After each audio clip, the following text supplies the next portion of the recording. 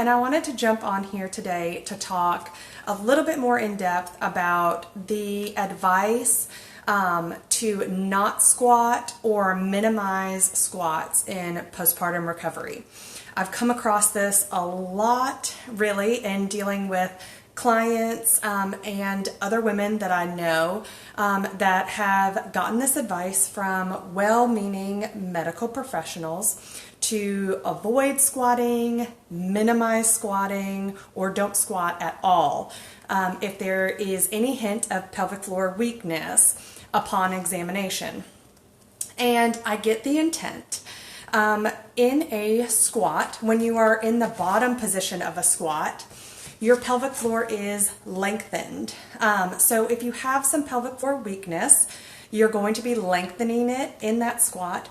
And some research has shown that the movement to go from sitting to standing is one of the greatest generators of intra-abdominal pressure of any movements that we do in our daily life. So if you add that together, your pelvic floor is lengthened, you're generating a lot of pressure, intra-abdominal pressure on that pelvic floor, and I talk a little bit more about intra-abdominal pressure in the Fit as a Mother program and how to kind of manage that.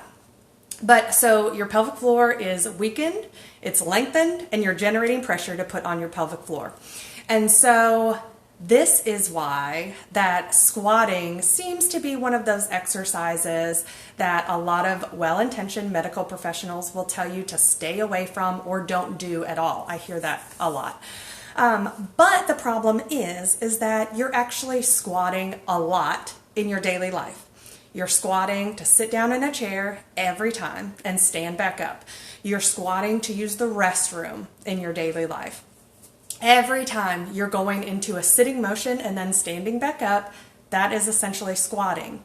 So telling somebody to stay away from squats or try to minimize squats, basically generating this fear of the squatting movement, is not helpful in your daily life. Telling somebody not to squat, well, how am I supposed to sit down to use the restroom? I find it much more beneficial to explain how to squat in a helpful manner, and that's a little bit more protective of your pelvic floor, rather than generating fear around the movement. And then when you absolutely need to squat to sit in and out of a chair or to go to the restroom, you still don't know how to do it in a helpful way, or you're trying to maneuver your body in awkward positions so that you don't actually have to squat, which might generate some aches and pains in different areas of your body. So we don't want to do that. So what I want you to do is learn how to do a squat in a way that's helpful for your pelvic floor, managing that intra-abdominal pressure that's being placed on your pelvic floor. So how do we do that? What I want you to do is, as you're going into a squat, as you're lowering your glutes, you're lowering your butt back down into that squat, take that nice deep inhale. Before you stand back up, this is the key, before you stand back up, go ahead and start that exhale, connect to your core and pelvic floor. So give a little bit of squeeze of your pelvic floor to help be supportive of that pelvic floor in that squat. Exhale, pelvic floor contraction, just a slight one if you need to, and then stand. So what you're doing is, as you're inhaling on the way down, you're expanding through your rib cage, generating some intra-abdominal pressure onto your pelvic floor.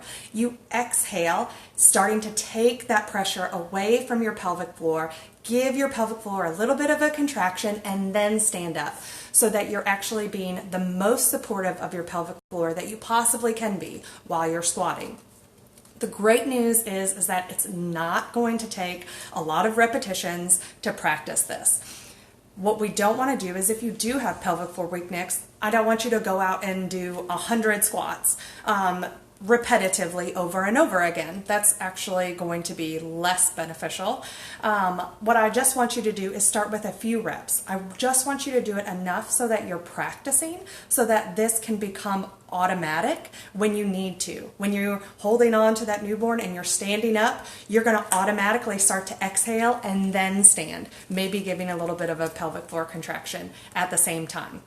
After a few weeks of practicing it like this, it should become a little bit more automatic, so you don't always have to think, exhale, then stand, exhale, then stand.